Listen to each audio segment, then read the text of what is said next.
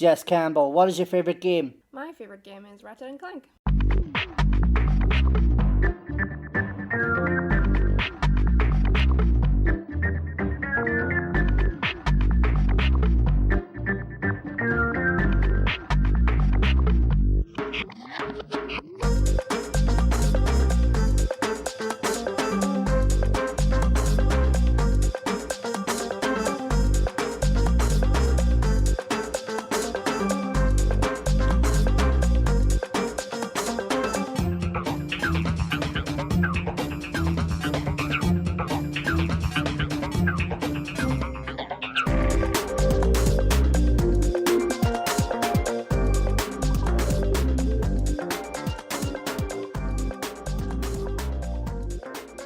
Yeah, I mean, we had like a family Super Nintendo, so my first ever games that I would have played as a very small child would have been like Super Mario Brothers and like the first ever Donkey Kong Country and stuff, you know, where they have the like 3D rendered but they're flat. And those games were very hard. I couldn't tell you if they're hard or not, because I've not played, well, Super Mario Bros. I have, but everything else I've not played at all. Yeah, well, that was my first ever games that I would have played. Not very well, but the ones that I can actually like remember and that made me actually get into games was the PlayStation 2 games. Some of them like Ratchet and Clank, obviously, being the one I'm here to talk about. But also like Jak and Daxter. Those would have been the favorite ones. What other games are on PlayStation 2? My mind has just like melded all of the PlayStation consoles together because what I did for my PlayStation 3 is that I bought the like editions of PlayStation 2 games, but like whenever they made high HD versions for the PlayStation 3, I was like, I'll just play those games again. But I would, yeah, mostly Ratchet and Clank and Jak and Daxter, whereas my favorite would have been Ratchet and Clank and my brother's would have been Jak and Daxter. Oh, so a proper, not just Jak and Daxter versus Ratchet and Clank type thing. It would have been a Naughty Dog versus Insomniac Yeah, type thing proper as well. rivalry. And then PlayStation 3, after that I would have played, I played Skyrim a lot. Like an embarrassing amount of time I spent playing Skyrim. Do you care to admit how many hours? Oh, I don't know, because there would have been times where I spent like a full day playing the game when I should have been studying for school. But like, I don't know if anyone remembers Lair on PlayStation 3, which, where they were like, oh, we have these cool motion controls now. You have to play the entire game with motion controls, and it sucked. And I could never get past like level 5 or whatever, because my thing as a kid, I was always obsessed with dragons, so I was like, oh, I have to play dragons, even though I missed Spyro because we didn't have a PlayStation 1, so I was like, Lair's my chance to play a game with dragons in it, and it sucked. It was so sad. I feel like there's a picture starting to emerge here that you may like dragons here between Lair and Skyrim. Yeah, well, Skyrim, I was like, oh, no, you have to fight them, but there's Parthenics and stuff, so that was my fix. Which, I don't know, maybe it's a surprise that Ratchet and Clank is my fave, considering. There's very little dragons in that. Yes, that's true. Wow, like, yeah, that makes sense. that like the fact that there's no dragons in that, I can honestly see why that's your favorite game. It's a palate cleanser from dragons. Cleanser? Well, I was proper obsessed. Like, I had like all of the Dragonology books and a whole bunch of other dragon related content, and I would have read I've read Aragon, and in hindsight Aragon's not very good, but I really liked it when I was little. And I would have read, I mean, there's just not a lot of good dragon content, which is unfortunate whenever you really like them. There's lots of fantasy content that's adjacent that is really good. What other sort of games sort of stick out to you in that regard then, that do like have dragons that do them very well? Ooh, that do them well?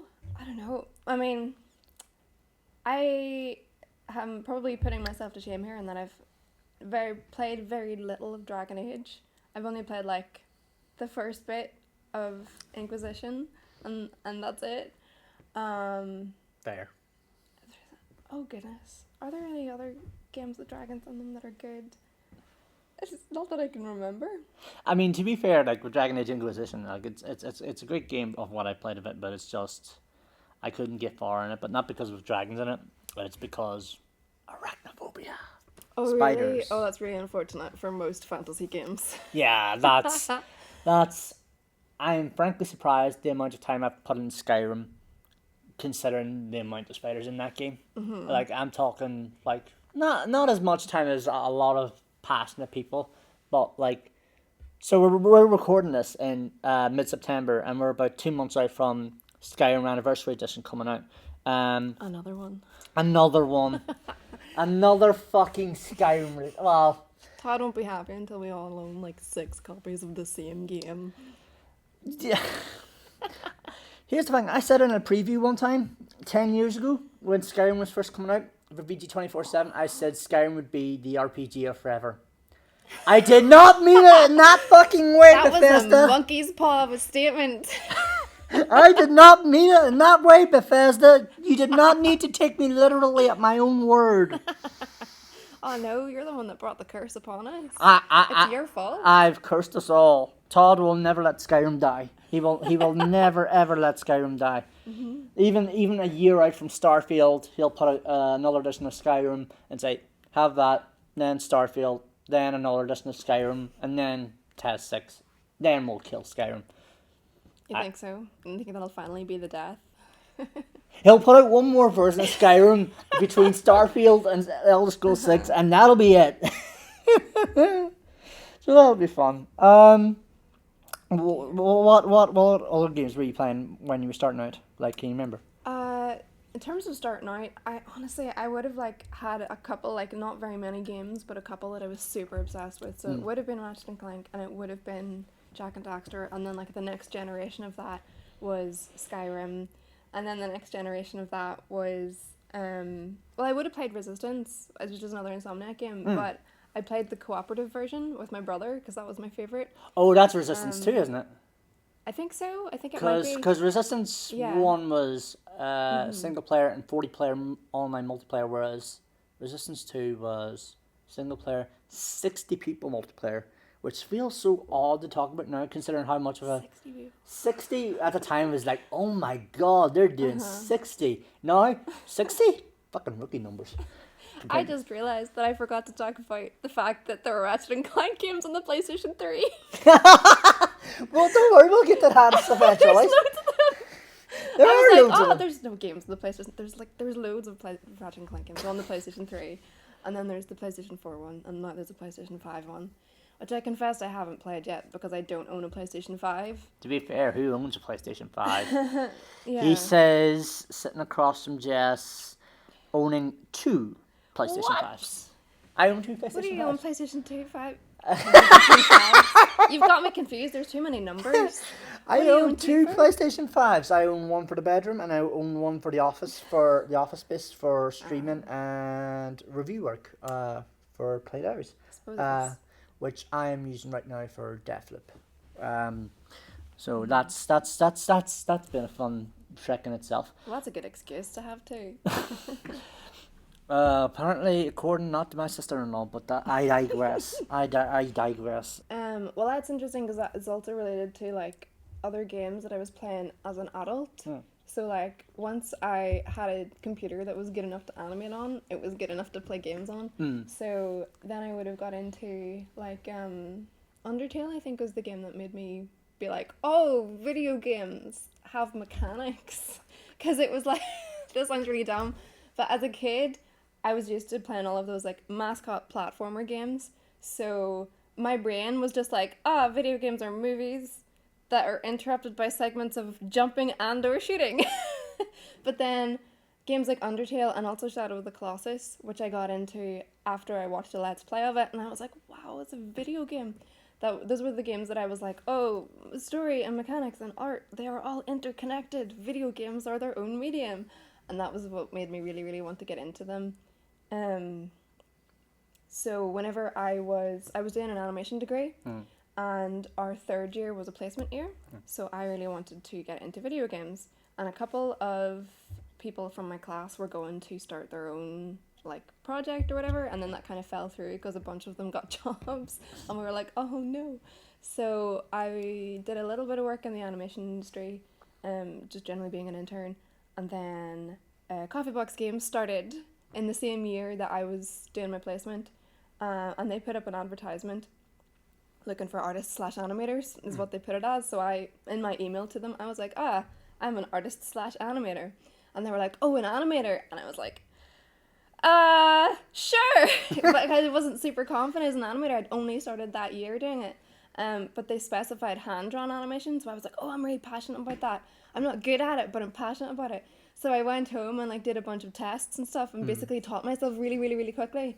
And they were like, okay, good. And I think they were just impressed that I learned so fast. And then basically like my first couple of weeks for Coffee Box was learning how to animate. And the way that I did it, because the game that we were working on at the time was a mobile game, of like a basically like it wasn't an endless runner, but it was a runner. So I was like doing run cycles and doing like the character had magic, so they were doing like magic type moves to like move the environment around, and so I was like in a Legend of Korra animation. And there was a presentation by the lead animator of Skullgirls that I would tab through and copy the frames to learn how to do smear frames and learn how to do holds and different kinds. And then once I was doing that for a while, Coffee Box were like, hey, do you want to learn how to rig? And I was like, no. But I ended up learning how to rig to do 2D. At the start, it started off doing rigged traps for the mobile game. And then once we moved on from that, it never got released because it kind of had passed the boom of mobile games, and we were like, well, there's no point in us releasing it, it's not going to do very well. So we moved on to another game that was going to be like a roguelike. You create a mech and then you fight monsters. So I had to create rigs that were modular so that you could swap the parts of the robot out in order to have different attachments to fight the monsters, and then I had to learn how to rig the monsters with all like the flashy stuff. And then, what else? I'm trying to remember exactly from then. I went back to university, did my final year, did a Game of Grumps animated, came back to Coffee Box as art director on the next project, which is going to get announced pretty soon. And I've been art director for like 3 years now. Awesome. Long-winded story, I apologize. It is slightly long-winded, but it works. It really does. It works. I was going to say something there. I suppose I should explain that Coffee Box is attached to known YouTuber Bellular Gaming. So I also had to get into World of Warcraft as part of my job. I had to learn a lot about this game that I didn't know that much about in the first place. That does have dragons in it. And they are good. How the fuck did we miss that? Actually has really nice designs. I like them. I was going to say as well, like, having to learn animation in it was such a crash course by the sounds of it. Yeah, pretty much. And also, I mean, it was a crash course that I had to deliver to myself because, like, I was working with 2 games students that were, like, doing programming and stuff, and they were like, I don't know how animation works, which probably worked to my favor because then I was like, this is a good animation, and they were like, okay, we'll take your word for it. But I don't know. Eventually, I think I got good. Maybe not right at the start, but eventually. Get good at animation. I think that's sort of the gist of it.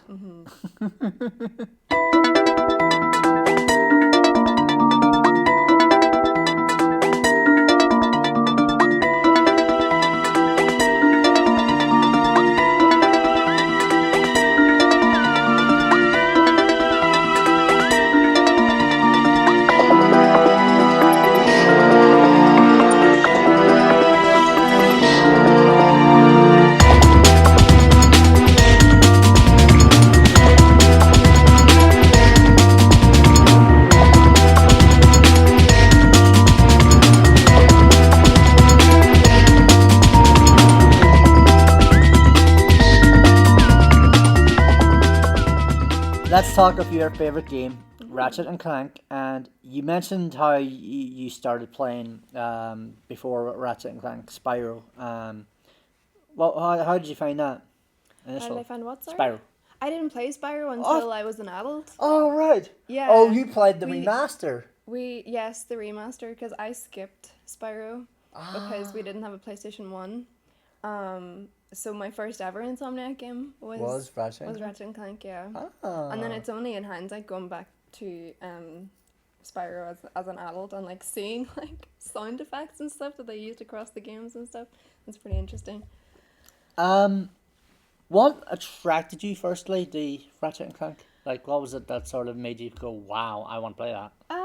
I mean, my parents bought it for us, so I didn't even like choose it off the shelf or anything. Ah, But I definitely, like, I really liked it was just so characterful.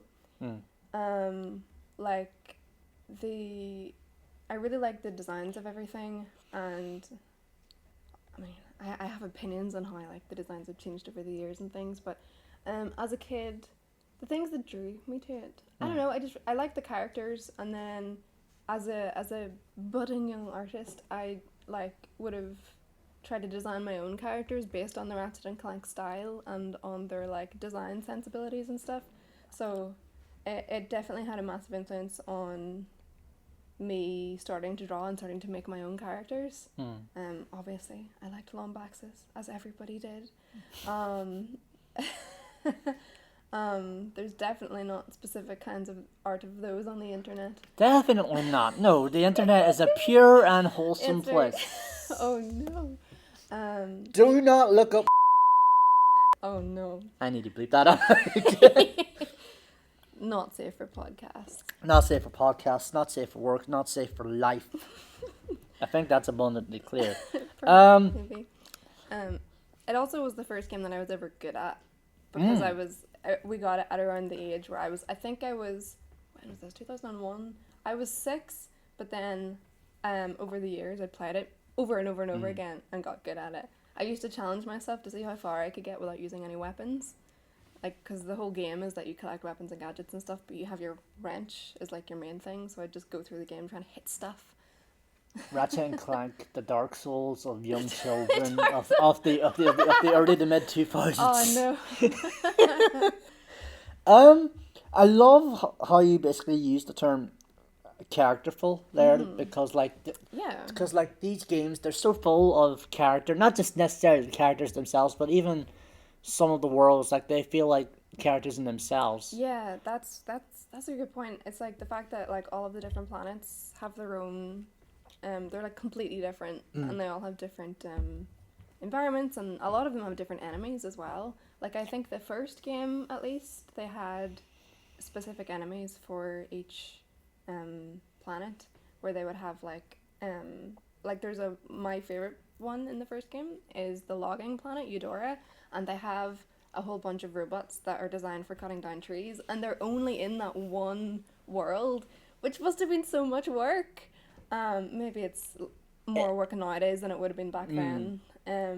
But it's so much like attention to detail, I think, to like have these context specific enemies for this world. It makes me think of Nintendo design, and to a lesser extent Titanfall 2, in which you're only using certain elements for a certain period of time, and then you don't see them again, like for the rest of the game, basically. Yeah. I mean, they even did that with like background things, like every single planet has stuff moving in the background, whether it's like ships or traffic in the city, or there's also like creatures and stuff that they'll have flying past. I think they have like one really low poly pterodactyl, because I think I remember listening to some of the developers talking about it, where they have like one low poly pterodactyl that looks terrible really close up, but they put it in all of the levels. I don't know if it was a joke or not, but the way you put it almost sounds like it was put as a joke. Potentially.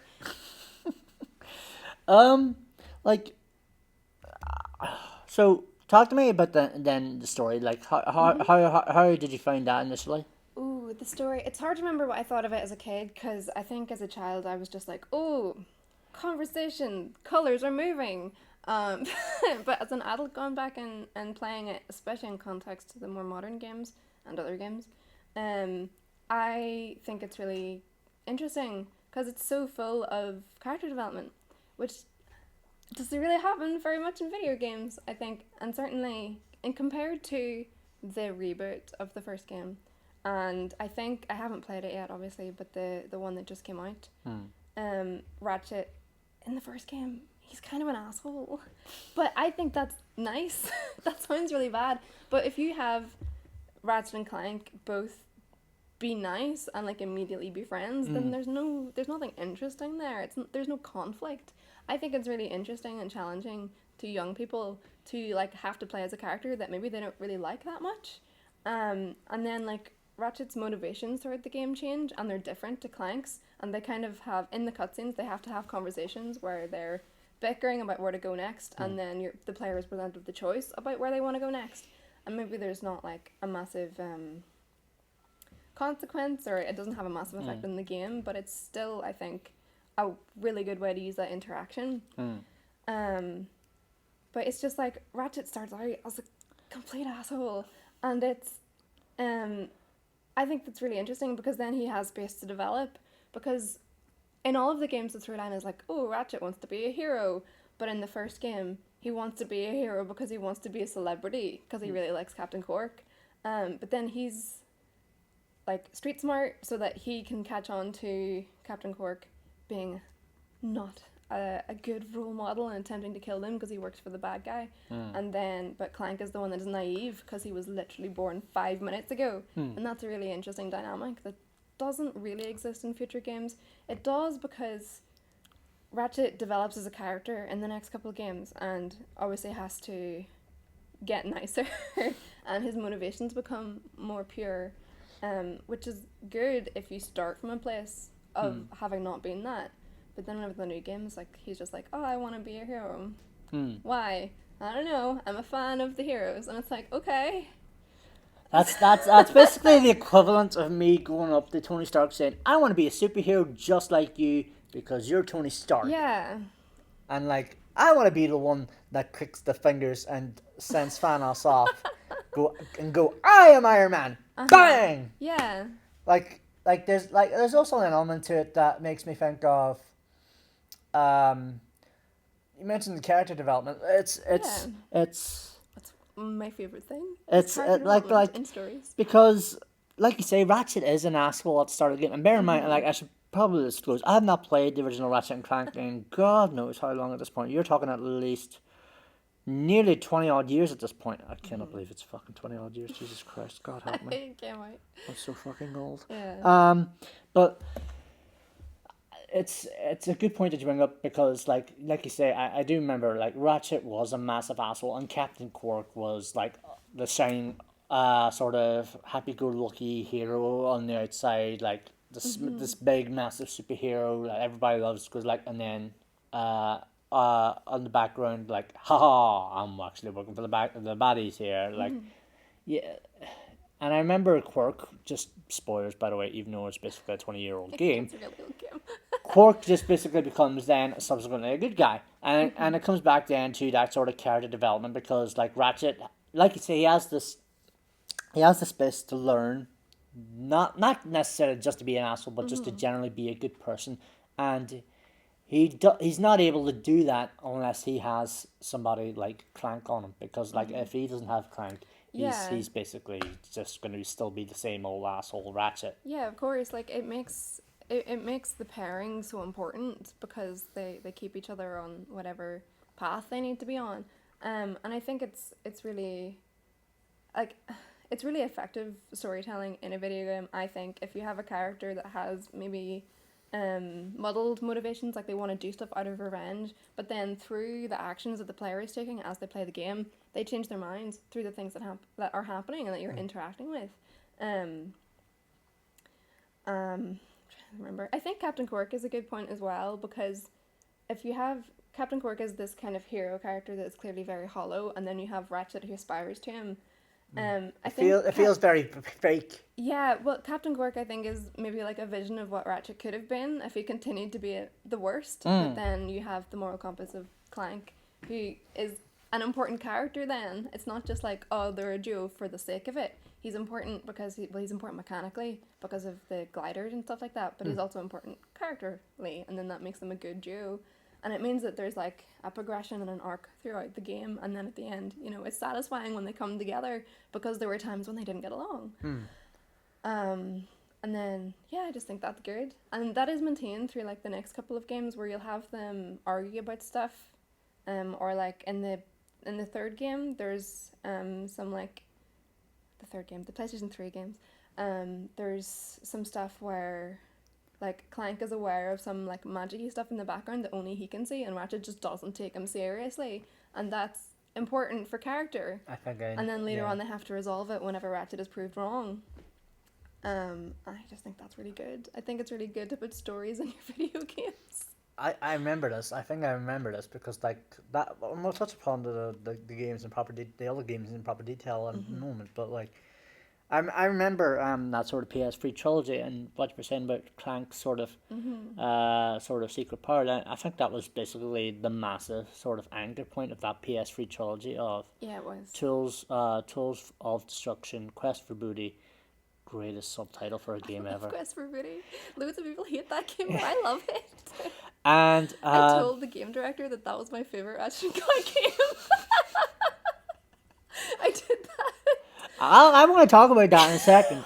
But what was the other one? The third one in the trilogy. Crack in Time. Kraken, that's right. Yes. Yeah, and then there's a couple of other like spin-offy ones and multiplayer ones. Those were the ones that I didn't really sort of pay attention to because like it feels like at that point the sort of main trilogy was sort of done at that point. Yeah, I think so too. It like tied up the story really, really nicely. We'll touch upon those in a minute anyway. But like you mentioned how character development is massively important in terms of to you anyway in terms of how you want to see a story progress and. Insomniac does character development very well, I think, for the most part. Especially, I think, Spider-Man as well, given an Insomniac example. It's obviously not Ratchet and Clank, but given an Insomniac sort of response. Spider-Man games still feel like Insomniac games. Yes. I think, and this is going to be a spoiler, even though Spider-Man is 3 years old at this point, but not as old as Ratchet and Clank. You see the character development in Peter Parker, like he at the start of the game, it's not like he's bitten by the spider. He is Spider-Man at this point. He is massively absorbed in being Spider-Man, hence why him and Mary Jane are no longer together. Trying to sort of hide the secret from his Aunt May and all that there. And he comes to this reckoning at the end of the game where he basically has to, where basically Doc Ock knows he's Peter's Spider-Man, and then obviously the scene with him and Aunt May, like at the very end of the game, which was genuinely one of the most incredible scenes I've seen in a game in a long time, because it felt a well-earned ending. And then at the end itself, like him and Mary Jane get back together. It feels like by the start of the game, he's too self-absorbed to care about anything else but Spider-Man. Now at the end, he's not as absorbed. He has Mary Jane back. He's teaching a new Spider-Man, basically, Miles Morales, which we see in the game that came after. Basically, I think for that, Insomniac does deserve a lot of credit for how it handles character development. Yeah. It may not get it right all the time, but for the most part, it gets it right a lot of the time in a way. Yeah, I think so. And like character arcs are such an important storytelling device to video games because it's an interactive medium, and story arcs are literally about like change and affecting change in the context of the world that you're playing in. Yeah. So I don't know, they feel really interactive, I think. I think, like you said, character development certainly feels a lot more important in games because they are interactive. That's not to say other mediums can't do character development. They can, and they do them well. But like, it feels a lot more worthwhile and meaningful when you're doing it as part of a game. Anyway. Yeah, like if you're literally affecting the change and the character development for sure. I mean, in some net games, I don't think the problem, like. I promised my coworkers that I wouldn't come on and rant about Ratchet and Clank, but I think the problem with the more modern games, like the reboot and the more recent one, I haven't played it myself, so I can't comment entirely. But I think they're sort of perceived as kids media, and also the fact that it's a Sony flagship, so you've got the corporate influence, and you have the fact that a lot of, I'm saying I think in animation and games both, media that's aimed at kids tends to be almost like patronizing, where it's like you have to sand off all the sharp edges in order to make it more palatable, and therefore more marketable to a wider audience. Whereas like the first Ratchet and Clank was just like, I don't know, let's just make a game. It wasn't even written by writers. The writers were the animators, and then they just kind of like cobbled it together in less than a year, which you can't really do nowadays, but that's what they did. And that ends up creating a much more authentic product, especially because the first game is all like, it's got this through line of capitalism bad, and then like the current Ratchet and Clank games are, we are capitalism. So it's like, oh no, what's happened? Because like you have to pay for everything.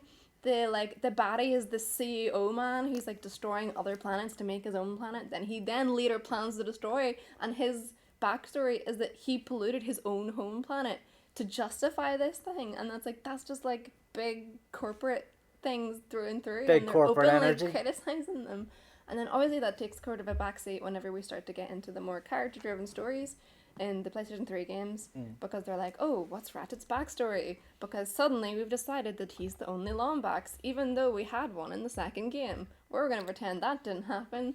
And then that caused a huge debate, by the way. And so Ratchet and Clank was like my gateway into online art communities, and the fandom was very small, but it was still really... obviously you get fanatics of things. There was this constant argument of whether or not female Lombaxes had tails, because Angela didn't have a tail and Ratchet did. And then there was, I don't know what it was, I think it was A Crack in Time, there was like a radio snippet of these like hosts, because in Ratchet and Clank A Crack in Time you could like fly through the galaxy in your ship, and you could listen to the radio, and you could change the radio channels. But there was this snippet of these hosts that went, didn't you know that female Lombaxes don't have tails? And then everyone was like, what? So there was just this debate in the fandom of like people who would have their female Lombax OCs, and some would draw them with tails and some would draw them without, and it was just this constant battle over this one tiny minute detail in the entire series that people just wouldn't let go. And then whenever Rivet was revealed and she had a tail, everyone was like, ha! See? Ha! I knew it! Exactly. Whenever... Vindication! Exactly. So it was just this big... Oh, it was so funny.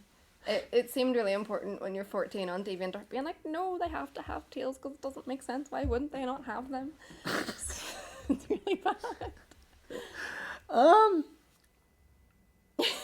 What? I forget where we were. That was a big tangent. That was a tangent. I was just going to say, I was actually going to say, like, well, how long ago was this when you started getting into the art fandom side of things? Ooh, I would think between like the ages of 13 and 14 were the times where I really started to get online. Because I actually have like lifelong friends that I made from that time. Like, part of the reason why I decided to talk about Ratchet and Clank today is because it was super influential on my like friend groups, and the reason that I have some friends are because of Ratchet and Clank and the fact that we were in the fandom and we befriended each other through that. Like, my current partner, we started dating like at the start of the pandemic. We were friends for like 10 years before, and we were friends because of Ratchet and Clank. So that's pretty neat. I can be like, hello Ratchet and Clank, you're the reason that I have my current partner. That's pretty cool. So it was just, I've forgotten what I was saying. I got distracted thinking of my other stuff. But yeah, no, Ratchet and Clank was like my first experience of community online, because I would have drawn, I was never someone who did a lot of fan art. I'm very specific about the things that can hold my interest. And a lot of that is to do with like my own characters and my own things that I've made up. But Ratchet and Clank was this like little sandbox of things that I could make my own stuff and put in, and then I could share them with the community because they were all interested, and Ratchet and Clank is the thing that they're interested in. But I didn't need to draw like just specific fan art of Ratchet and Clank in order to get people interested. It's not, I mean, I think the fandom does exist still, but I don't spend that much time on DeviantArt anymore. But it was a really nice foray into that, I think, especially as like a really small pool of people to get to know, and a really nice experience of very small, tight-knit community online, which doesn't really exist anymore the way that social media is, but... So... I'll touch upon back onto the art itself, like in proper detail in a second. But like, The other thing that sort of stuck out for me in terms of Ratchet and Clank is just how batshit it is in terms of its gameplay and game design, because and especially ties back into to an extent Clank as well, because like you say, you've got the glider and all that there, and the weapons, Yeah. the weapons are fucking stupid incarnate, stupidity incarnated, but in a good way. I think that's sort of one of Ratchet and Clank's sort of big strong points, is that Yeah. they know they can be ridiculous while telling something serious as well, like you say, with sort of the capitalist aspect of it, but also sort of get away with doing the most stupidest of stuff, and especially with the weapons. Like, talk to me about a little bit about some of the game design that sort of help sort of tie into Ratchet and Clank a wee bit, and weapons side as well, anyway. I mean, the weapons are definitely like a core selling point. Like, I think that was one of the premises that they had. So, like, the anecdote that I had about the game director. So, like, a couple of years ago, one of my coworkers, Thomas, and I went down south to attend a workshop that was organised by Brenda Romero, because she was friends with Brian Algar, who's been the game director of Ratchet and Clank literally since it started. And he was telling us things about, like, the core design pillars, about, like, the things that have to be in a Ratchet and Clank game to make it a Ratchet and Clank game. And one of them is the weapons and gadgets and things. One of them is Captain Quark. Captain Quark has to be in every game. And then I think the way that they described it was that it's like a planet hopping type thing. So it's like you need to be able to, the planet hopping aspect has to be in it, and if the weapons and gadgets aspect has to be in it. And then the like very like the well, it became more of a shooter. It started as a platformer and then became more of a shooter as they progressed. And then the very, very light RPG elements of like the leveling up and stuff that weren't in the first game but were in the future ones. But I don't know, the like weapons and gadgets weren't always like a super selling point for me, because I would have favorites and then there would be other ones that I wouldn't use as much. And then obviously future games incentivize you to use everything, because they're like, if you use it, it levels up, and then once it's leveled up, you never use it because you want to use the other ones that aren't leveled up yet. But I don't know. I remember the first, I don't know if it's as much of a thing in future games, but I remember very distinctly in the first one, every single weapon had this very specific sound that it played, and whenever you equipped it, it would like build itself in your hands in this really interesting, satisfying way. And then obviously they're really punchy, and they all have different fields for how they, for how you use them. Like, they feel different, and that's always pretty good. What would be your favorite weapons? It depends on the game. I think everyone loves the Rhino, but I always like the weapons that do like area of effect damage. Well, in the first game there's no strafing and there's very limited aiming, so it sucks trying to use things that go like long distance. But I really like the Pyrociter, which is like the flamethrower in the first game. The reboot had something called the Pixelator, which like turned your enemies into pixels. I can't remember if you only got that if you pre-ordered the game or not. I don't remember. Because they did start doing things like that, where they were like, you get special armor or a special weapon if you pre-order. Other games. Always the rocket launcher. The rocket launcher is always satisfying. Every game has like some variation of it. And I think every game has some variation of the blaster, and the blaster's always not as good. But yeah, hard to beat the wrench as well. Oh, there was one that my dad's favorite weapons in Tools of Destruction was the razor claws, where you have these claws and then it like, I didn't like them because they made Ratchet like jump forward when he used them, and that was always very stressful for me. I was like, I'm gonna go off the edge.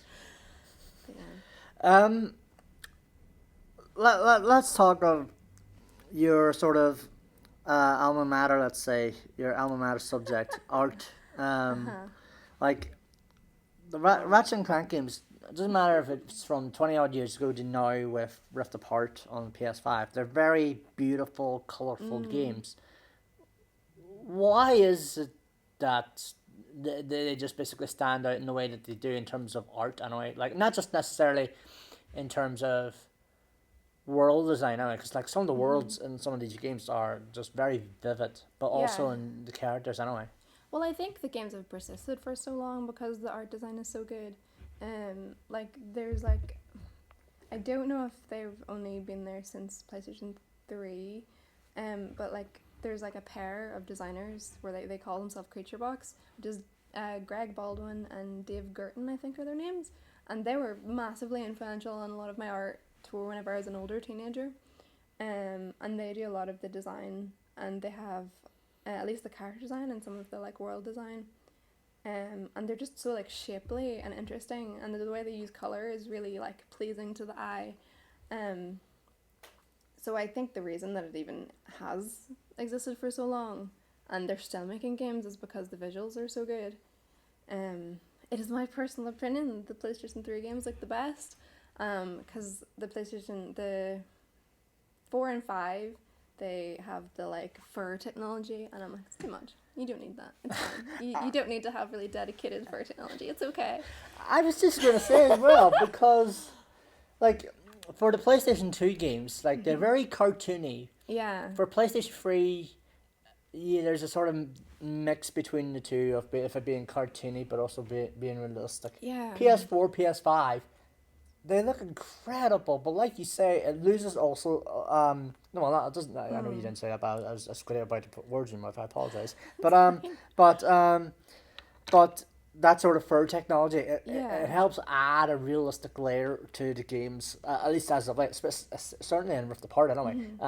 Yeah, Rift Apart is where they really like nailed it. And I think like they need to though. And I think don't get me wrong, these games look incredible, especially Rift Apart. But it also feels like as a result, it loses some of that cartoon aspect to it. Yeah, I think it loses some of its charm. Like I have a beef with the like modern Ratchet design where I'm like, he's got too many teeth. He doesn't need that many teeth. They're so small in his face. It's so weird. So it's like there's too much detail, and I think that's worse for game design because I tended to find in playing the reboot, I couldn't tell what were projectiles and what weren't. Because there were so many smoke effects, it was so hard to tell what anything was. Because I remember playing Tools of Destruction for the first time ever and being like, wow, this is beautiful. And like the upgrade in animation, which is what I told Brian Elgar, the game director. He was like, what's your favorite part of the games? And I was like, the animation. And he was like, he doesn't work on the animation. How could he connect to that? But I remember playing Tools of Destruction for the first time and moving the joystick and Ratchet's run cycle being way better than it was in the second games, and the PlayStation 2 games. And that was just so, like, the neurons in my brain just lit up, and the fact that there was specular and everything was shiny and beautiful. But then they've, like, kicked it up to 11 in the PlayStation 4 and 5 games. But then I'm like, I don't know where to look. Like, your eye isn't being directed because there's just so much going on and there's so much detail. Maybe it's a different experience playing Rift Apart, but I remember watching it going, where is everything? I'm so confused. There's so much going on. I think that's fine maybe for a movie sometimes, but I think for a video game you need to be extremely clear about what it is, because anything like that makes you worse at the game that isn't your own lack of skill, I think is not good game design.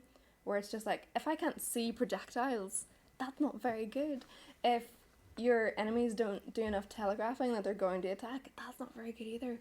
And that is something that I think is lacking in the modern games. I mean, I'm not going to say that I know better than they do, but in my personal experience playing, I felt a lot more in the older games that if I did a whoopsie and died, it was my own fault, whereas in the reboot, I found myself very frustrated that I was like, but I didn't see that. I didn't see where that was. So I don't think, because I remember whenever Rift Apart was announced and the trailer came out and everyone was going, this looks like a Pixar movie, this is next generation. And it's like, okay, put detail in specific places and not everywhere, because otherwise it gets really confusing. Like, the design is still amazing, but I think there's like one or two shaders too many. Like, tone it down a bit. It's okay. Just slightly, like minusculely, slightly tone it down. Ratchet doesn't need individual tiny little teeth in his cat face. How many teeth do you think he has? He's got too many, they're too small. ballpark it for me? Like, do you think it's in the Well, hundreds? I don't know. I remember looking at his design, and it's just not as appealing as the PlayStation 3 version. PlayStation 2 version is like, it's okay. Ratchet is okay. He definitely had a glow up between PlayStation 2 and 3. But then in PlayStation 4, his eyes are smaller, he's fuzzy, so all of his, like, the appeal of his detail. So in character design, you talk about something called appeal, which is just general, like, likability, and it's nice to look at. So PlayStation 4 and 5 Ratchet, he's just, like, that likability is almost, like, obstructed by the fur, and his eyes are smaller, and just, like, the shape of his body isn't as good. Oh, that sounds really weird. I think we're discovering something here. Oh no, but no, it's just like, it's not as good. I promised I wouldn't rant, and here I am. Rant, But, that's the point, rant. I need to be able to justify and back up my statements instead of just being like, it's not good. It is good, but I think that they've over-designed a little bit too much. Like, pull it back. The PlayStation 3 version was perfect. You sort of alluded to it there a few Old times. man yells at clouds. Old woman yells at clouds. Yeah, these kids getting their fur detail and their high definition shaders and. Oh god. I can honestly picture it now about what, 30, 40 years in the future? Like from where we, like, because we're literally sitting here opposite one another in Belfast just talking about it. And I'm just like, I can just imagine Jess just going, like, how dare you do this injustice? You done my boy! What have you done with my boy? You massacred my boy. You massacred my boy! Yeah. How do I cope in real life where there's lots of detail in real life? No, it's fine. Just be a bit more specific. That's all I'm saying. You alluded to it once or twice there, but the Galway talk from Brian Algar, like, this was actually, so full disclosure for anyone listening, like, so just before season 5 aired, we announced the season 5 lineup as part of the NI Game Awards, which I hosted. This is not a humble brag, by the way. Or is it? No, it's a brag, but it's not humble. Yeah, that's true. Anyway, that night, we had the after party, and Jess was part of it, and oh no, we're going there. We're going there. I'm just not very sober. To be fair, were we all sober that night? I think so. Were we all? No. So, like, to be fair, I'm outing myself here. The reason I'm mentioning this is because the reason why I wanted Jess on the season, not just because of the All Ireland theme, is also because she put forward an excellent case to talk of Ratchet and Clank, and part of that was the thing with Brian Algar, the workshop even, that's the word I was looking for. Talk to me. What was that like? Like, sort of. Going to that. I mean, I thought it was great. It was sort of a bit of a mixed bag because Thomas and I went down to Glasgow to this talk that was organised by Brenda Romero. Glasgow? And, no, not Glasgow, Galway. I don't even know my own fucking geography. God. But yeah, so it was organised by Brenda Romero, and she was there, and I was completely starstruck by Brenda Romero, and he, like, worked in D&D and all, and I was like, oh my god. And the way that she's, like, so cool and casual all the time. But it was organised by, like, Screen Ireland or something, but it was an organisation that was super close to film, which is a problem we have up here as well, where we have our main, like, funding body for anything to do with entertainment is NI Screen, which is super movie film. And they don't know that much about games. So a lot of the turnout for this workshop down south weren't from video game people. They were from, like, writers and directors and stuff from film and short film and TV and stuff.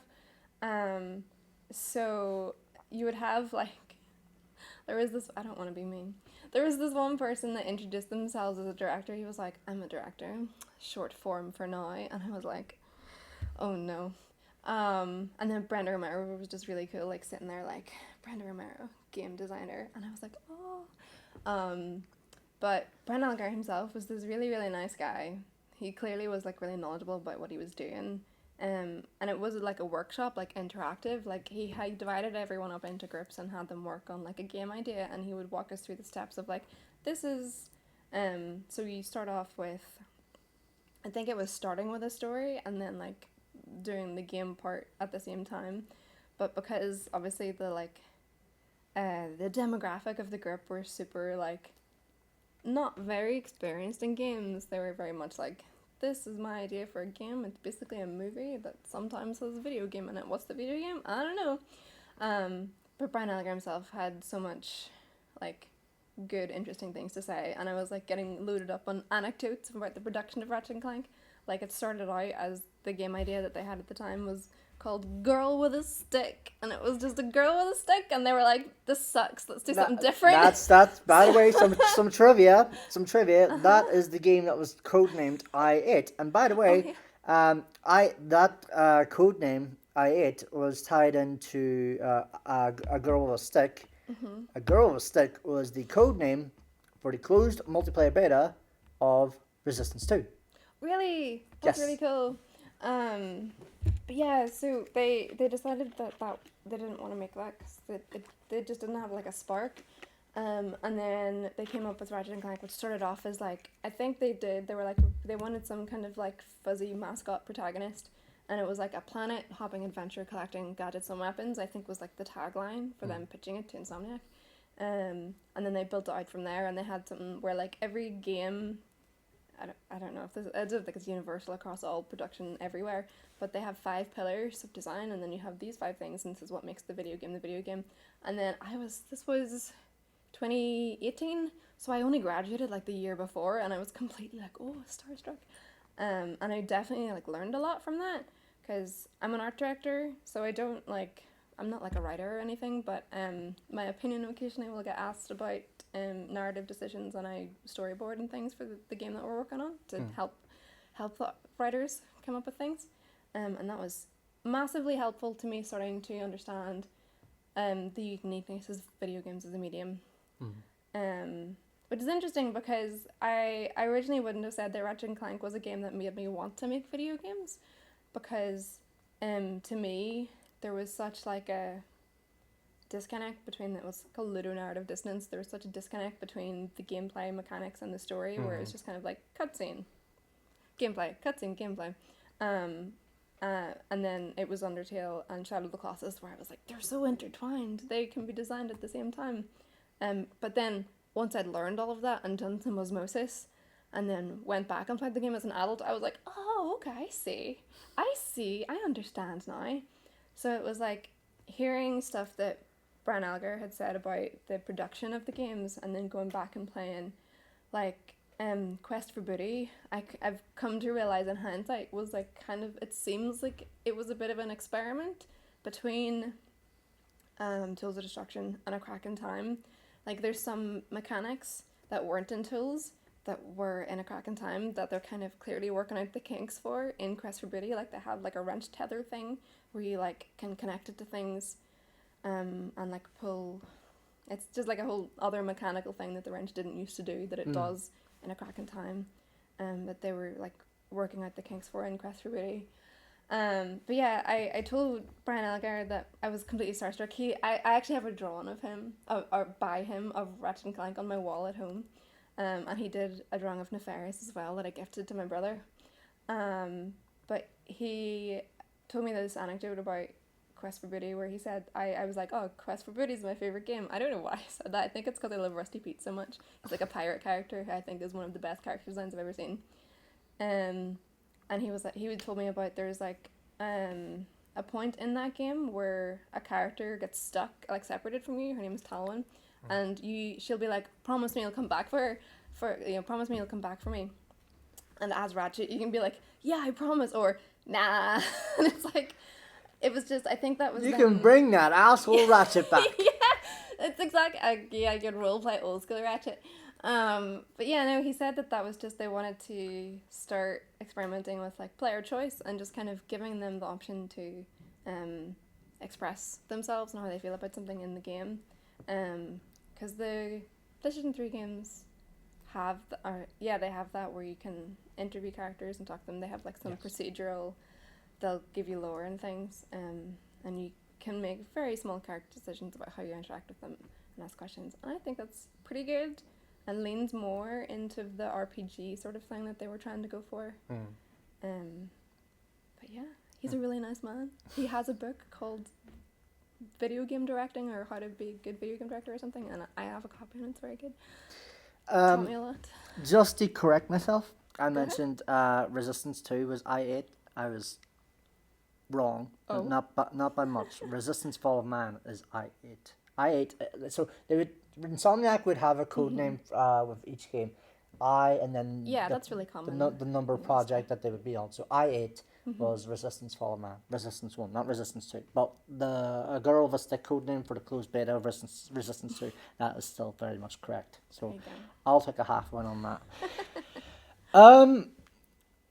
You mentioned at the start of the episode how you would not only play Ratchet and Clank, but also the likes of and your brother as well, Jack and Daxter. Like the sort of golden age of platformer games on the PlayStation 2 with Jack and Daxter and Ratchet and Clank. What Naughty Dog was putting out at the time, what Insomniac was putting out at the time, what Sucker Punch was putting out at the time with Sly Cooper. It felt like, talk to me a little bit about that, because like it felt like I said, it felt like such a golden age for platformers on that time, especially first party wise. Anyway. I mean, I was pretty young at the time, so I definitely wouldn't have understood that it was any kind of golden age. I don't even know why. Like I know that Insomniac and Naughty Dog did have a rivalry, like a friendly one, because like they had some crossover between staff, and the staff would have known each other, and they put little references to the other games in each game. So like there were references to Jack and Daxter and Ratchet and Clank, and vice versa. That's really cool. I never played Sly Cooper, so I can't comment on that. I did play Infamous, was by Sucker Punch, but I think it was just really standard at the time for the kind of like graphics and things that you could do. So it just made sense for the PlayStation 1 and 2 era to have really, really stylized characters, because you just couldn't do realism yet. But then it's just like, I don't see why you can't do more of that nowadays. There's no reason why not. And I guess there are like modern mascots, but they're mostly indie. Like you wouldn't get a lot of like AAA mascots. Does Sackboy count as a PlayStation mascot? I guess. But you've got like the little woolen guy from Unraveled. Maybe Unraveled, yeah. But then on the indie side of things, you've got like Hollow Knight, that kind of leans into that design sensibility, and Ori and the Blind Forest. They kind of, I think indie has sort of taken over the doing appealing characters, because it's a lot easier than doing hyper realism. Because I think with the AAA games and studios, you tend to find a lot of them are just trying to flex on the other ones and outcompete for realism in graphics, which I think is probably why I don't love the PlayStation 4 and 5 Ratchet and Clank. I imagine they're getting pushed to put a certain amount of detail into it to be like, this, if it's cartoony, you gotta make it worth our while to make it cartoony. I don't know. I personally would like to see some more platformers come back.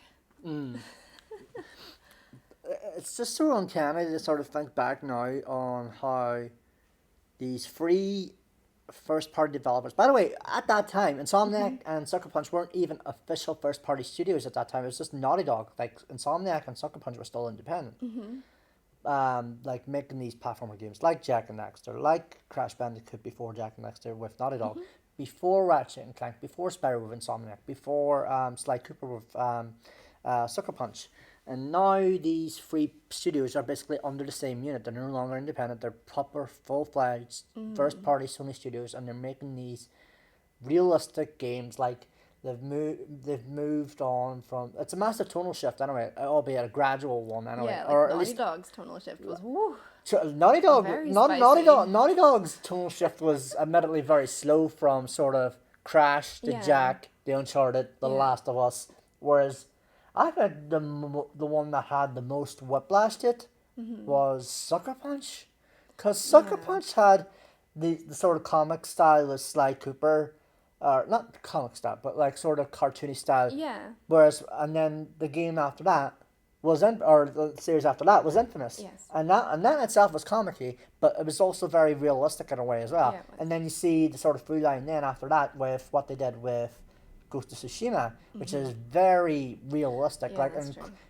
very.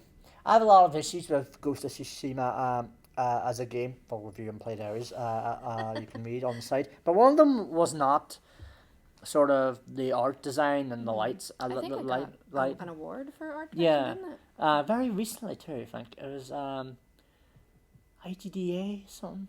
It was an IGDA award, I think.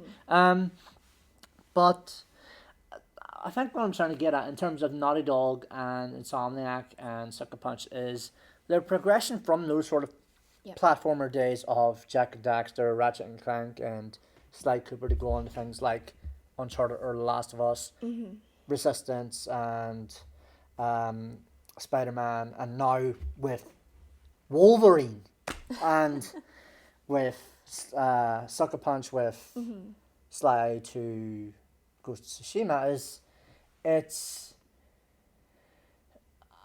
Halicon days, basically, like long forgotten days of what it was like back then. I think it's just sort of, I'm just sort of rambling a little bit, but just sort of also sort of reminiscent, exactly.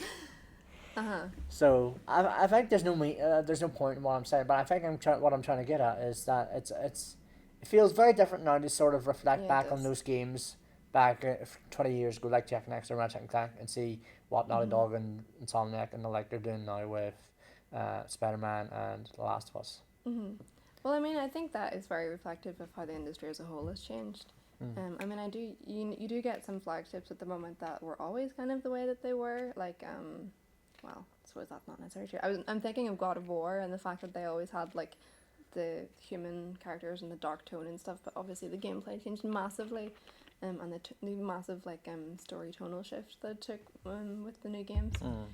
But I think Insomniac has probably changed the least in that regard, because, like, I mean, the entire time they've been like, we have hero characters, and they've obviously done some divergences and stuff, like Resistance was a massive thing, and they've done some VR stuff that was quite different. And then I think what they tried to do with Sunset Overdrive was combine this, like, fun, quirky tone with like some realistic graphics, and everyone was like, we don't like that one. So then they changed it again. You utter bastards who did not play Sunset Overdrive. But I cannot believe I actually forgot about Sunset Overdrive and all that, which kind of makes your point sort of stands out even more. Quite forgettable. But so I love Sunset Overdrive. Yeah. I really love it. I want a PS5 remaster Insomniac. I think, I'm trying to remember, because I think in Yatsu's review of it, he said that, like, in Zero Punctuation, he made a comment about how, like, Insomniac have this, like, trend of jokes that are, like, nerd bashing. and apparently Sunset Overdrive did that a lot in, like, a really... Do you know the kind of people who play your games and stuff? Which I guess then makes sense for Ratchet's development, where, like, Ratchet was very much like I'm a jock character, like, where he would have made fun of the nerdy characters in the original games, and then in the next ones he literally calls himself a fanboy and has the exact opposite reaction to other nerdy characters, where he's like, I'm a nerd too, and it's like, I don't, like, you can have characters dislike each other, it's okay. But I think the problem is if you're speaking directly to the player and being like, haha, nerd, then it's like, don't do that. Don't do that. Nerd! Yeah, it's like, I can't... Homer's shouting out of the window, nerd! Yeah, I can't believe you've given us money to play our video game, you nerd. It's like, I can make a different decision next time. But by the way, like, now that we've this was done in between seasons 5 and this current one, but Insomniac teasing that inclusion of the Sunset Overdrive mascot as part of the promotion for Ratchet and Clank Rift Apart. God. Did they really do that? They did do that, and I was just like, you are playing the dirtiest, not the dirtiest, you're playing the most dangerous of teasers here. I don't imagine anyone that worked on any of the video games agreed to that decision. That seems like a Sony decision. Sony being like, here, this thing didn't do very well, plug it. And then they're going to be like, but people like Ratchet and Clank. Are you sure we should talk about Sunset Overdrive? Like I think there was a good reception. Yeah. Anyway, like and Drew Murray, who directed Sunset Overdrive. I think it was he directed it. Anyway, like he was at not the Coalition, the what's the bloody new Microsoft studio? I have no idea. I'm trying to remember the name because it's on the tip of my tongue. It's on I have a bloody message about not a message about this. I have a bloody page about this on Play Diaries. Xbox Game Studios. The Initiative, that's it. The Initiative, that's it. And he was, I think, leading the project on Perfect Dark. And he just came back to Insomniac, and he's now on Wolverine. But I would have to imagine that too, like, surely there will be a game at some point on... there will be a game at some point on... I'm repeating myself at this point. I would have to imagine there will be at least a remaster of Sunset Overdrive on PlayStation 5, on PlayStation 4. I'd have to imagine that there would be. I actually have no idea how well Sunset Overdrive did. I would imagine it didn't do very well, because otherwise we would have gotten a sequel. But I would reckon that in the same way Remedy is finally bringing Alan Wake to PlayStation... Alan Wake? I feel like we're going to get to an honorable mention here, but like we'll get to that at some point. But like Sunset Overdrive, I would have to imagine there'll be a remaster of some sort at some point. Maybe to gauge an interest in a sequel. But that's just my line of thinking anyway. But anyway, to bring up my notes again because I have spent too long trying to think up of what the name of the actual studio is from Xbox that is the Initiative. Back to Ratchet and Clank. Because we massively That's what we're here to talk about, isn't it? There is 7 years I've been doing this, and I'm going to say, but I digress a ton over the I'll say I digress a ton over the years, and I'll keep saying it even beyond this season. So Ratchet and Clank, the newer ones, 2016. You've talked about it a few times, but like let's tell a little bit further. Like, well, we haven't talked about 2016. I just remembered is the film. They made a movie. They did. So, and I know from. So it's basically Ratchet and Clank, the movie based on Ratchet and Clank. No, sorry. Ratchet and Clank, the game, as in Ratchet and Clank 2016, the game based on Ratchet and Clank, the movie based on Ratchet and Clank, the original 2002 game. Yeah, I cannot believe this entire time I completely forgot about the movie. Yeah, I know, because that's another thing from the Brian Elgar talk. They were basically handed a movie script that was written by movie people and being like, here you go, you've got 10 months to make a game.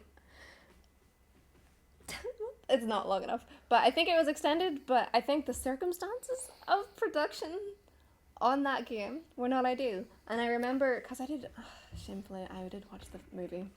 And what did you think of it? I thought it was not very good.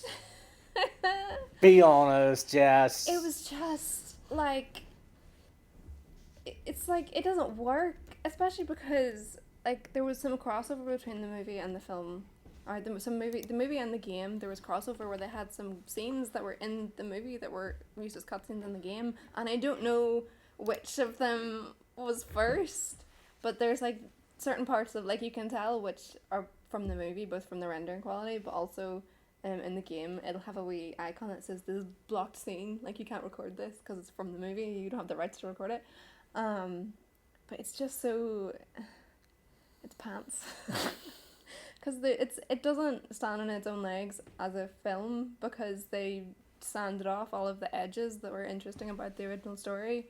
So it's like there's no character arc for Ratchet at all whatsoever. Why is Clank even there? Who are the members of the Q-Force? I don't know. The Q-Force is a thing that they took over from the third game, but every member of the Q-Force was an NPC that you'd met before and had an established relationship with. I don't know who anyone was in the movie or the film. I say the movie or the film, the movie or the game. They have this Quirk's Avengers, I guess. They just don't, they're nothing. They're not characters. They don't do anything. They don't say anything. They don't have any opinions. And again, it's all very like Quirk centric, which I think is kind of a weakness. And they do this. This is the thing that they do in obviously both the game and the film, but they do this fun switcheroo where they're like, "Hey, this is a spoiler, but it's been out a while." They have two villains where they have Chairman Drek, who's the villain of the first game, and then they also have Dr. Nefarious, who's the villain of several games. And we've seen a lot of Dr. Nefarious, but I guess if this is aimed at kids, they probably haven't played many of the other games. They probably don't know who it is, but they have this switcheroo where Chairman Drek gets turned into a sheep and blasted onto his own planet, and then you never see him again. Ever. He's gone. Doesn't matter. New villain is Dr. Nefarious, and it's like, that's not very good. That didn't have any impact whatsoever on the main characters. And it's not good for a movie, and it's worse for a game because you didn't fight Drek, you didn't talk to him, you didn't do anything, and then you just have to fight Dr. Nefarious, and everyone's kind of like, who is this? And I think maybe because the third game had essentially you had to go and get Captain Quark to fight Nefarious because Quark and Nefarious had history, and then you played these little mini games to learn the backstory of what the history was. But I think in this one they're trying to establish that Ratchet is going to be the character that has the history with Dr. Nefarious, because his backstory is that he's an alien that gets turned into a robot. So in the reboot it's the alien version, and then in Rift Apart he's back. It's the robot version. Because he is the villain of A Crack in Time, which is like, oh, it's Dr. Nefarious again. He's a fun villain for the third game, and then he's fun to come back again to be like, oh, it's recognition, I know who that is, but then he's still here. Dr. Nefarious must be a new pillar of design for Ratchet and Clank. Ratchet must be in it, Clank must be in it, Quirk must be in it, and now Nefarious must be in it. Well, he was in the multiplayer games for PlayStation 3. You had 4 players, and it was Ratchet, Clank, Quirk, and Nefarious, and it was like, you've got a whole bunch of other characters you could use instead. No, it's Dr. Nefarious, which I guess is fine. Like, it's a really good trope, I think, to have villains that then turn into allies. Even if it's like a reluctant ally situation, because there's your conflict, and that's good storytelling if you can pull it off. But it's just, it didn't affect the game. It didn't affect the main characters in any way. Ratchet's character arc in the reboot and in the movie is that a planet gets blown up because he fails a mission, and then he's sad about it for like 5 minutes, and then flipping Clank is like, yeah, but by the way, we managed to evacuate everyone from the planet that got blown up, so it's fine. And then Ratchet's like, okay, and then they go back, and that doesn't, like, there's no gameplay. It's a cutscene that goes into another cutscene that goes into another cutscene, and then you're back doing the same thing you were doing in the first place. I feel like there should be a camera where we're sitting right now, and then just to say, Clank tells Ratchet, well, we saved everyone off the planet that we basically blew up. We're like, okay! And then we just turn to the camera, just go thumbs up, and then super cheery, super music goes, da-da-da-da-da. That's kind of what happens. It's just like, they have this, like, kind of serious thing happen, and then they immediately undercut the seriousness of it by being like, oh, it's okay, nobody died. They all get evacuated. Like, there's no consequences. And it affects the gameplay slightly, because it's a planet that you used to be able to go to, and you can't go there anymore because it's been blown up. But that's still, like, it's not that important to the story. And then you go and you fight Dr. Nefarious, and then Ratchet's like, I've never met this person in my life, and I have to fight them now. Like, there's no vendetta, there's nothing. Like, in the first game, Ratchet fights Drek because first of all, it starts out as like I'm gonna be a hero by fighting Drek because this little robot man has told me he's bad. Okay. And they go to get Captain Quark and ask Captain Quark to fight because they think they're gonna get rewarded. Captain Quark obviously turns out to be the worst. Then Ratchet's motivation changes to getting revenge on Quark, and then once he's got his revenge on Quark, he's like, okay. I guess I'll do the right thing now and go again after Drek. And then they find out that Drek is planning to destroy Ratchet's planet. And then that's motivation. The villain is doing something that is directly affecting the main character. and that's good storytelling. But just like fighting some guy that they don't even know who he is. Who's Dark Nefarious? Nobody knows. Okay.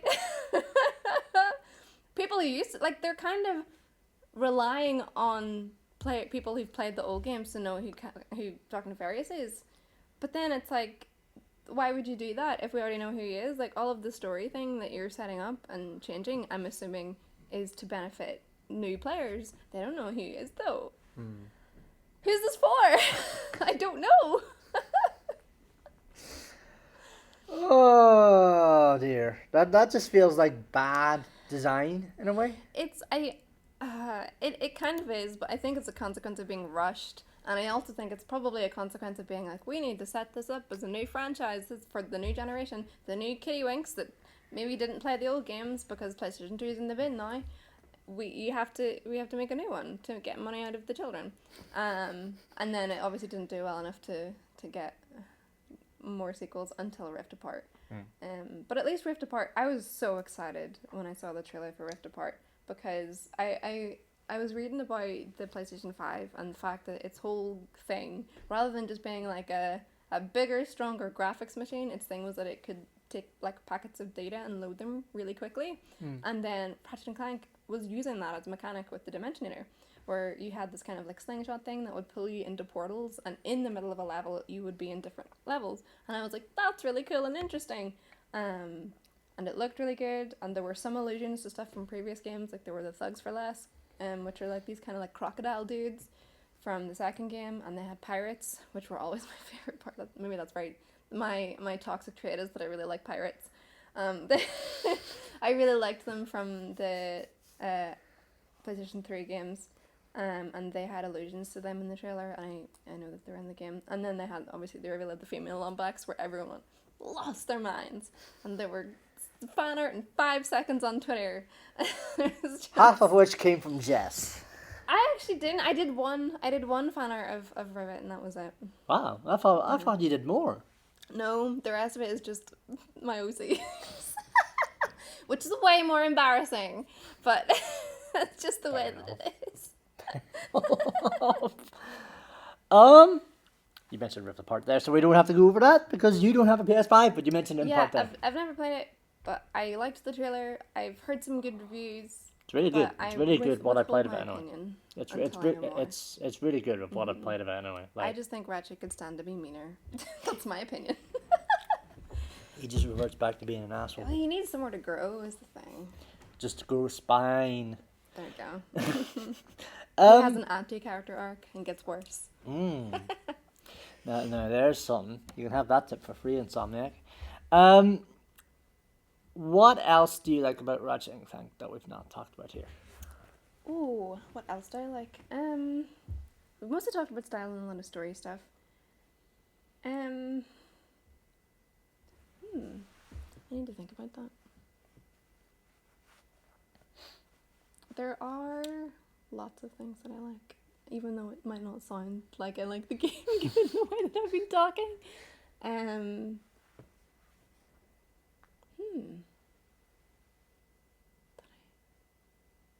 really struggling to think of anything else that we haven't talked about already. I don't know, I think we need more video games again that have a duo as the main characters. I think it's really interesting and fun to watch two characters play off each other, and also have them have individual mechanics that interact with each other, and throughout the game you will have them separated so that you don't have that mechanic for a bit. And I think that's really interesting, and we should do that more. That's, I guess, the other thing. To which I suggest Titanfall 2 to an extent, I think. I've never played Titanfall before. Titanfall 2 is amazing. There's lots of games I haven't played before. Single player. The Last of Us does it really well as well. Last of Us 1 anyway. The Last of Us does have that. Yeah, and Bioshock Infinite. Although when Ellie and Joel are together, they don't really have like mechanical benefits, really. Like Ellie will like throw a brick sometimes, but I think it's just like the difference between playing as Joel and playing as Ellie is kind of interesting. Yeah, like if I keep on this too long, I'm going to turn this episode basically into The Last of Us again. But you can already listen to it elsewhere on the site. But basically, it feels like they used the term again, tonal shift. Like playing as Joel in The Last of Us Part One, um, like you feel that sort of coldness from him. Whereas with Ellie, that's starting to appear a little bit as well. That sort of jaded Yeah. cynicism a little bit, but there's still that element of the kid Ellie in her as you start out in winter. And for all intents and purposes, that's extinguished by the end of that section of the game with David. And um, and that was the moment where Last of Us became my favorite game, um, because of just how brutal it was and just how much it extinguished Ellie's childhood right then and there Yeah. because of trying to deal with David. Um, but yeah. Um, like you said, it feels like there are definitely unique differences in playing as both of them anyway, at least in part one. And then Joel gets a golf club whacked at a head. Sure does. He sure does. No pomp and circumstance with that one. No pomp and circumstance. He's a shoe-in for the Ryder Cup as a golf ball, basically. What don't you like about Ratchet and Clank? I think I've talked about that a lot. Although I did, just the way that you were talking about Last of Us there did make me think of another thing that I did like, which is that I think that the way that initially for the first set of games, the way that the story progressed, I think is pretty nice. Where like initially they were, they had their kind of boilerplate story of just kind of like characters becoming heroes. We don't know that much about the characters, and then, like obviously they have their development and stuff, but then the PlayStation 3 games take the opportunity to really get into the backstories and like their origins and things like that, which I think is really nice, and I think the best place for it to have gone. But then I don't know, Ratchet Gladiator was a divergence. It was a game at the end of the PlayStation 2 era that Brian Elgar said that they all had like played Halo and were like, let's make Ratchet and Clank Halo, and it didn't work, because it was like you can't have Ratchet and Clank with no Clank, which is what it was. It was just Ratchet Gladiator. Because like I mean, even in Jak and Daxter, you go from Jak and Daxter to Jak 2 and Jak 3, but it's like Daxter's still there, and he never had any mechanical significance anyway. He's just comic relief, and like the driver of the story and stuff like that. But like the gameplay is entirely different for Gladiator, which I think is why for the PlayStation 3 games they were like, let's play it safe and go back to formula and focus on the characters and the character development and really explore that. And I think they did that really well. And then in future games, I think they sort of lost the plot a little bit. I don't like the way that Ratchet and Clank treats female characters. If that's a thing that I want to get into, which is that they're just kind of disposable and forgettable. And it's just kind of like, here's the token woman. The first game doesn't have any like prominent female characters at all. The second one obviously has Angela, and Angela's gone. And then the third game has Sasha, and then Sasha's gone. And then in the new ones they have Talwyn for like Talwyn's in the trilogy. And then they kind of forget about her again. In all of the like multiplayer versions of the games. So that's kind of pants.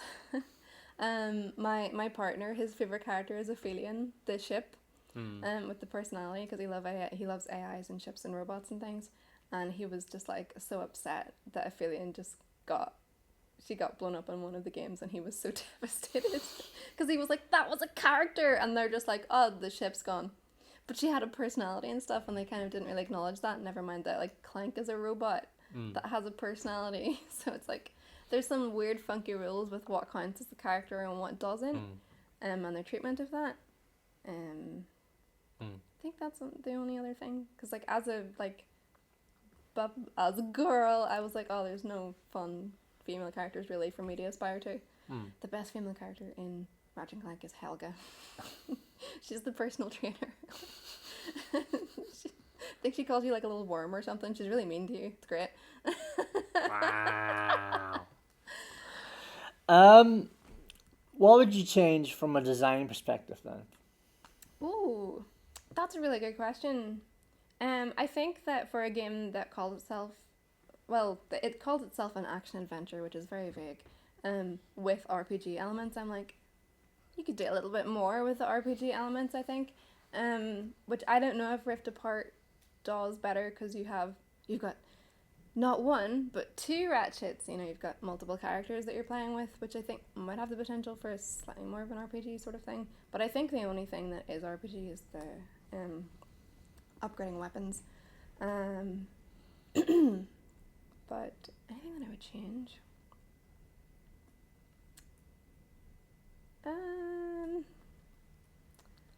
I don't know. If it were me, I'd like maybe have some meaner characters to sort of have lean more on like an ensemble cast that you actually get to know, and have them interact with the gameplay a little bit more. And just have more diverse behaviors and sort of Yeah. trinkets of who they are Yeah, than I just think being, you know, sort of happy or angry, basically. yeah, I think and I think I would have more like I would have Ratchet and Clank be slightly more different characters so that you have that tension and interaction again. Where it's like sometimes they might not want to work together, but they have to. I think that's a really fun space to play around with design wise. I think that's mostly it. There probably is other stuff that I would think of, but I think that's mostly it. I definitely would be like, make this more of a game to do with the like duo thing and make that more of a mechanic and more of a story focus. How do you think they would go about doing that anyway? I mean, a good start would be to make Ratchet an asshole again. But I think having them have different motivations, and having those motivations directly affect the gameplay, and like, you know, you might have a level where they split up on purpose because there's not necessarily for necessity's sake. Like usually what they do is they send Clank into somewhere where Ratchet can't breathe because he's organic, or you put Clank goes into the vent, there he goes. So I think having that being slightly more story driven, so that like there are mechanical consequences for the story, I think would be fun. I don't know if you wanted to like be more RPG, like actually have choices affect the game. I don't know if that would change it too much though, and it wouldn't be a Ratchet and Clank game anymore if you have choices that lead to like branching. This is getting really complicated. I actually quite like the simplicity of like the linear story and just kind of following it, and like being involved in the character development but not necessarily staring at yourself. And that would be an entirely different game, I think. So top 3 Ratchet and Clank games, what would they be? Ooh. Obviously, number 1 would be the first game, I would imagine. I think so. That I think not even necessarily because it's the best one, but it's the one that like had the most impact and influence on me. Next would be probably Tools of Destruction, which is the first of the PlayStation 3 games. And then I think A Crack in Time. I really like Quest for Booty, but A Crack in Time I think is objectively the best game, like mechanically, and it's the one that like perfected the Ratchet and Clank formula, and has a really intriguing story, gets into Ratchet's backstory, gets into Clank's backstory, gets in there really good, and then has those backstories play off each other really well as well. So like you have a character from Ratchet's past that tries to take advantage of a character from Clank's past, where it's like the great clock that controls all of like time and space. This character tries to hijack that, and it's really interesting. That's actually a time where the boss switcheroo actually works because it's someone you didn't expect to have to fight, and it's really like emotional and interesting, and it's got a lot of impact. So I think that's definitely like objectively the best one, but not necessarily my favorite. Fair enough. And just out of sheer curiosity on my part, top 3 Insomniac games, what would they be? Ratchet, obviously, top. Top 3 Insomniac games? Yeah, well, Ratchet and Clank is my favorite for sure. Yeah, this is purely emotional reasoning. And then it would be Spyro, because I really, really enjoyed the remaster, and then it would be Resistance for the fact that just the memories I have of playing the co-op with my brother, not because it's a good game, but because there was like a year where I was in school where there was just like snow all the time. So my brother and I would walk to the bus station, get told our buses weren't going, and then walk back home in the snow, and then like take our duvets downstairs and sit in the living room and play Resistance together, eating pot noodle, and that's the reason that that's on the list. Purely emotional, entirely because of that, not because of the game itself. I'm going to be honest. I'm a bit surprised, not because of Resistance being there, but I'm putting my foot down. I'm going to state this for the record. Resistance 2 is a better game than it deserves flack for. I will stand by that game to the heat depth of the fucking universe. I can't even comment on Spider-Man though, because I know it's very good, but I myself have only played it very briefly. That's why I'm surprised, because I honestly thought Spider-Man. Yeah, no, I just haven't played it enough to say. No, fair enough. But I will reiterate. Resistance 2 deserves a lot more credit than it does fucking flack. Justice for Resistance. Justice for Resistance 2. Justice for Nathan Hale.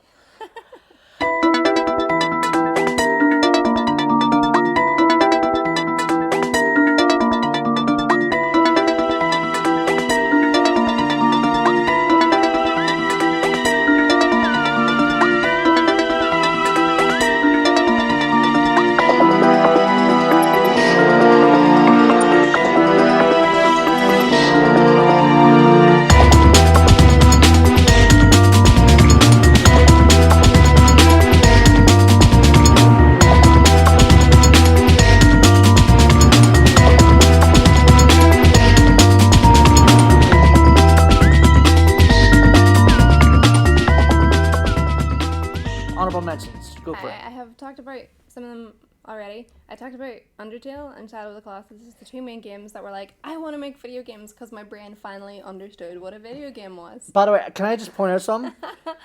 Shadow of the Colossus, I mentioned the after party of the NI Game Awards. I honestly thought she was going to say Shadow of the Colossus that night, and I was just like, I'll give you an episode right here, right now, if you tell me your favourite game is Shadow of the Colossus, because we've never done Team Eco before. Nobody's done that before? Nobody's done Team Eco. We've not talked Eco. We've not talked Shadow of the Colossus. I haven't played Eco, but I have played The Last Guardian. I didn't finish it, but I... Oh my god!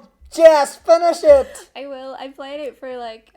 I had several days when it first came out, and I think I got like 2/3 of the way through the game, and then I never finished it. Oh! No! I was so excited for Last Guardian. I was so excited because I just thought it was so interesting, the idea that like the AI of the creature would develop as you would go along, and then like 5 minutes into the game, the creature ate me, and I didn't play the game for 2 days because I was so annoyed.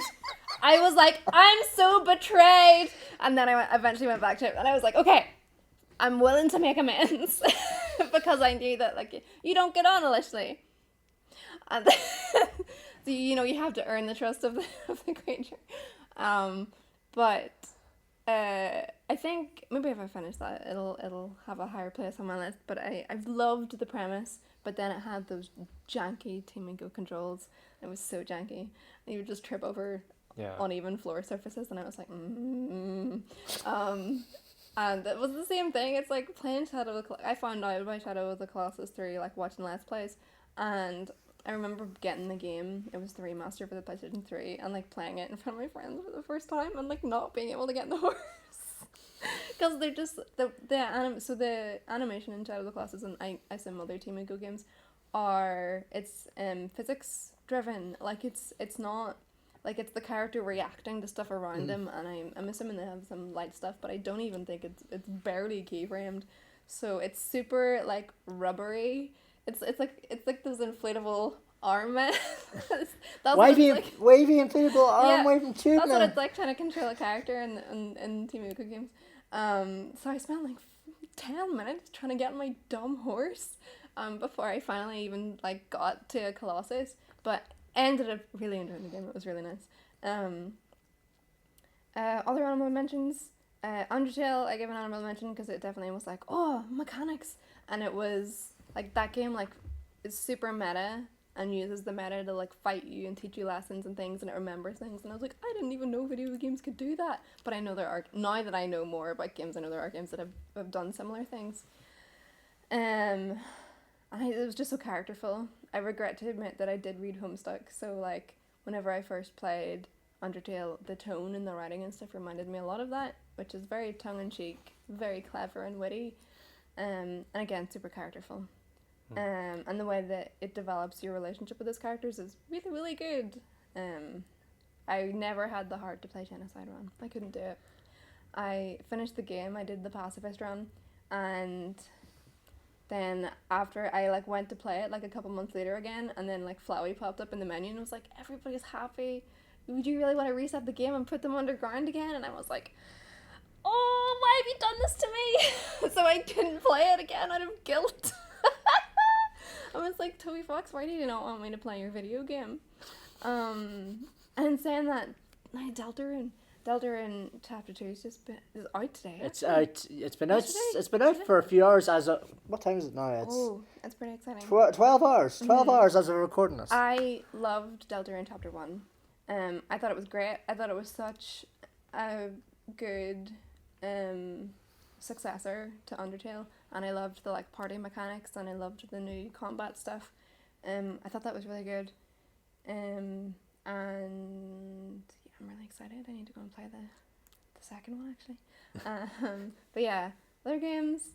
I recently played Spiritfarer, which I liked until the end, and then I was like, I don't like the ending, and that spoiled the whole experience for me. You've talked about Oxenfree before. Yes. I loved Oxenfree again, but again, I had beef with the ending where I was like, I'm not exactly sure what your morals are here and what you're expecting me to do, but I really enjoyed playing it. And there's actually a bunch of other Night School Studio games that I want to play but haven't, like the Devil drinking game. After Party, and and then the Next Stop Nowhere, which I looked at the concept art for a lot last year whenever we were doing some rapid prototyping on some sci-fi games. I was like, these are really cool. They're like space Volkswagen buses. I thought they were really nice. So I've played a lot of Stardew Valley. I love Stardew Valley. Whenever I was studying, when I was in my final year of university and I was like depressed and like in the city and like overworked, I was like, I'll just play Stardew Valley and it'll make me feel better, and it did. And Stardew Valley is an interesting one because I think it takes people a really long time to get into. But once you do, focus on character stuff because that makes the game really nice. Again, it's got really good character progression, but you have to work really hard for it, which I feel it's like you have to work a little bit too hard for it. Skyrim. I did say I played a lot of Skyrim. I did play a lot of Skyrim. I definitely agree with like most criticisms of it, which is that it's not very deep. There's other Elder Scrolls games that have a lot more depth and intrigue.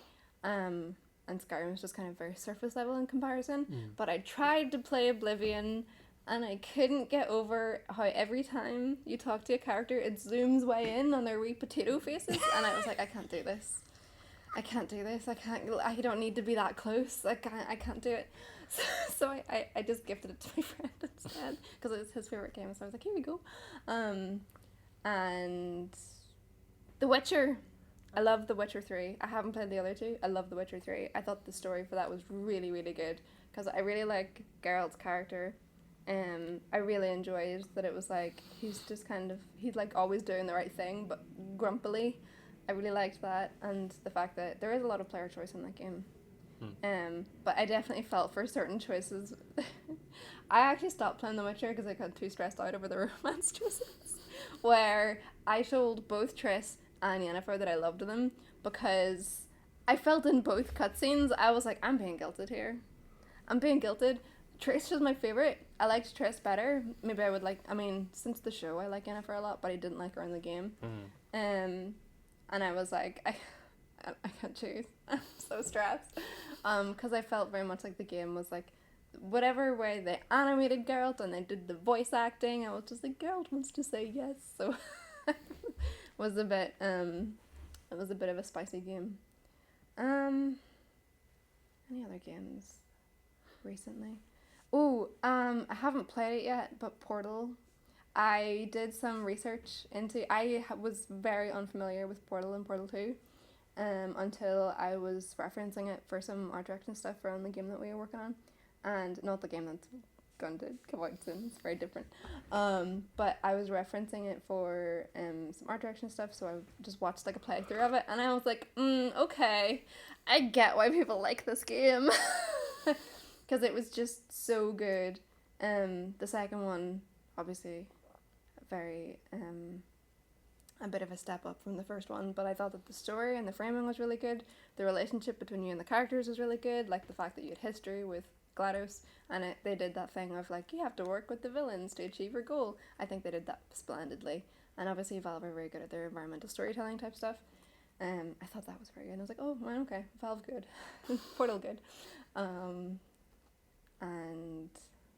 what else? Honorable mentions. There was one honorable mention I think we were going to allude to earlier, that we did allude to earlier. Alan Wake. Alan Wake. My experience with Alan Wake is kind of limited and memey, which is that I watched my ex-boyfriend play it for a long time, and he kept getting frustrated at the like how pants your stamina is, and then he kept having to be like, you know what? I'm a writer. It makes sense that my stamina isn't very good. And it was just like the flashlight and stuff. So it's just, my experience of Alan Wake is very limited, but I just think it's so silly. It's so like melodramatic, and I think that's kind of campy and fun. So I don't know enough about it to comment on it, but I do. I think it's funny. Okay, fair enough. Any other games? I suppose Jak and Daxter. I really like Jak and Daxter. I think if I were to like directly compare Jak and Daxter and Ratchet and Clank, obviously Ratchet and Clank is my baby, but I think Jak and Daxter has a lot of really fun stuff in it. Its animation is better than Ratchet and Clank's. Ratchet and Clank is better looking model wise and things like that. But like the Jak and Daxter models are so weird. They're like really terry, and they do lots of squash and stretch and stuff, which makes sense for the style, and it looks really good in gameplay, but looks pants and cutscenes. But obviously the Naughty Dog carried that forward, and they're very good at animation still. That was great. And the massive tonal shift between Jak and Daxter and Jak 2 was completely wild. Because I remember whenever Jak 2 came out, I was younger than 12. So my mum was like, I don't know if you can play that game. And we were like, but it's the same. We really like the first one. So there was like a bit of parent playing Jak 2 before we were allowed to play it to see if it was okay, and it was like, oh, but Daxter says piss in the first cutscene, so I don't know, but yeah, that was very good. God, what other games have I played? I don't remember. I think that's a good list. I think that's a pretty substantial list. Yeah, it is a pretty substantial list, as it is. Top 3 games ever. What would they be? Ratchet and Clank at the top. Ooh. What would be 2 and 3? Ratchet and Clank, Undertale: Shadow of the Colossus. Oh wow! Yeah. The reason I say wow here for anyone listening is because I honestly thought Shadow of the Colossus would be second. Yeah. I just think that Undertale is a lot more like my style in regards to like characters and stuff. There's not really a lot of characters in Shadow of the Colossus. But I do think it's like Shadow of the Colossus is very slick. It's like a perfect packet of an experience. There's nothing extra, nothing extraneous. And I think that's really good. But controls are ass, and Undertale just does a lot more of the like humor and stuff that I enjoy. Oh, Breath of the Wild. Oh! I love Breath of the Wild. That's all. That's it. That's the one that I. No. You had a few seconds to talk about Breath of the Wild, but sorry, I was like, I'm trying to remember another one because I love the Switch. I have the Switch. I love Breath of the Wild because that was my first ever game was technically Spirit Tracks, because I didn't grow up with any of them. But Breath of the Wild is I loved it. I loved exploring. It was my first ever like sandboxy type game, and I loved the freedom of how to do things and encounters. I thought the story was it was pretty good. But I really like Breath of the Wild.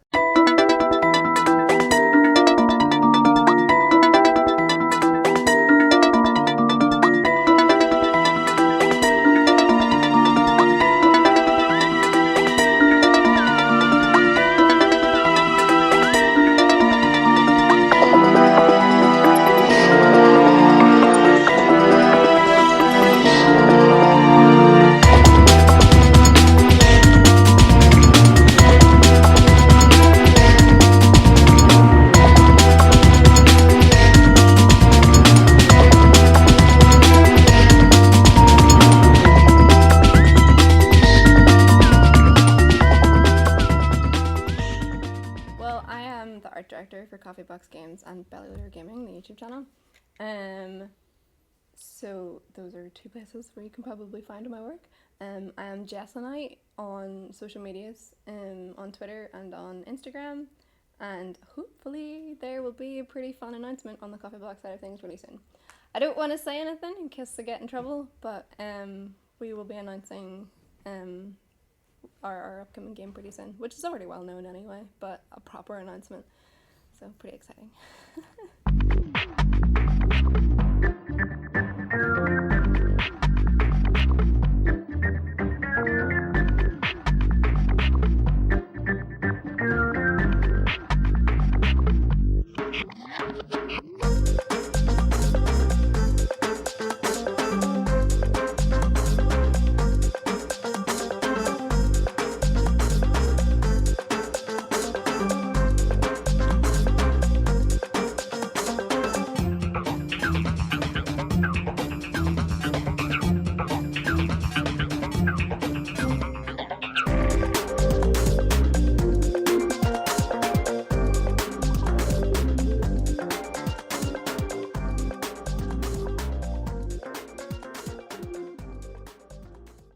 Thanks for listening to My Favorite Game, a podcast by PlayDiaries.com where people from the games industry come on to talk of their favorite game. If you want to listen to future episodes of My Favorite Game, as well as press play before they go live publicly on Play Diaries and other podcast platforms, please consider becoming a $2 tier podcast early access patron to our Patreon at patreon.com/playdiaries.